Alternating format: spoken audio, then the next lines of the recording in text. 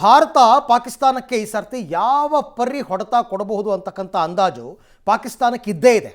ಹಾಗಾಗಿನೇ ಪಾಕಿಸ್ತಾನದಲ್ಲಿ ಬೇರೆ ಬೇರೆ ರೀತಿ ಬೆಳವಣಿಗೆಗಳಾಗ್ತಾ ಇತ್ತು. ನಿಮಗೆ ಗೊತ್ತಿರ್ಬೋದು, ಸೈನಿಕರೆಲ್ಲ ರಾಜೀನಾಮೆ ಕೊಡೋದಕ್ಕೆ ಹೊರಟುಬಿಟ್ಟಿದ್ರು ಪಾಕಿಸ್ತಾನದಲ್ಲಿ, ನಾವೆಲ್ಲ ರಾಜೀನಾಮೆ ಕೊಡ್ತೀವಿ ಅಂತ.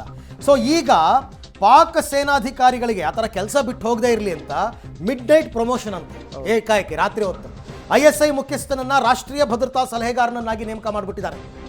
ಯಾರು ಕೆಲಸ ಬಿಟ್ಟು ಹೋಗಬಾರ್ದು, ಹೆಚ್ಚುವರಿ ಜವಾಬ್ದಾರಿ ಕೊಡಬೇಕು ಅಂತ. ಪಾಕ್ ರಾಷ್ಟ್ರೀಯ ಭದ್ರತಾ ಸಲಹೆಗಾರನಾಗಿ ಅಸೀಂ ಮಲ್ಲಿಕ್ ನೇಮಕ. ಇಲ್ಲಿ ಅಜಿತ್ ದೋವಲ್ ಇದಾರಲ್ಲ ಆ ಪ್ಲೇಸಲ್ಲಿ ಸೆಪ್ಟೆಂಬರ್ನಲ್ಲಿ ISI ಮುಖ್ಯಸ್ಥನಾಗಿ ಇವತ್ತನ್ನು ನೇಮಕ ಮಾಡಲಾಗಿತ್ತು.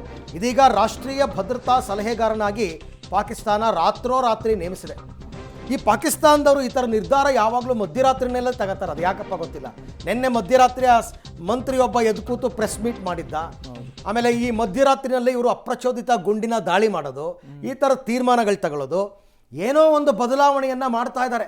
ಅವರು ಕೂಡ ISI ಮುಖ್ಯಸ್ಥನನ್ನು ರಾಷ್ಟ್ರೀಯ ಭದ್ರತಾ ಸಲಹೆಗಾರನನ್ನಾಗಿ ಮಾಡೋದು.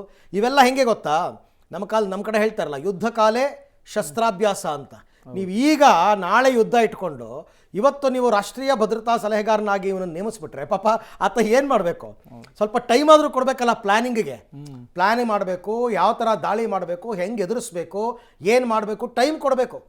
ನೀವು ರಾತ್ರೋರಾತ್ರಿ ಒಬ್ಬನ ಡೆಸಿಗ್ನೇಷನನ್ನು ಬದಲಾಯಿಸಿ ಮಹತ್ವದ ಹುದ್ದೆಯನ್ನು ಕೊಟ್ಬಿಟ್ರೆ ಆತ ಏನು ಮಾಡಬೇಕು ಅಂತ ನಂಗೆ ಅರ್ಥ ಆಗ್ತಿಲ್ಲ. ಯಾರಾದರೂ ಆಯಿತು, ಅವ್ರಿಗೊಂದು ಸ್ವಲ್ಪ ಸ್ಪೇಸ್ ಬೇಕಲ್ಲ, ಟೈಮ್ ಬೇಕಲ್ಲ ಅವ್ರಿಗೆ ಪ್ಲ್ಯಾನ್ ಮಾಡೋದಕ್ಕೆ, ತನ್ನನ್ನು ತಾನು ಪ್ರೂವ್ ಮಾಡ್ಕೊಳ್ಳೋದಕ್ಕೆ.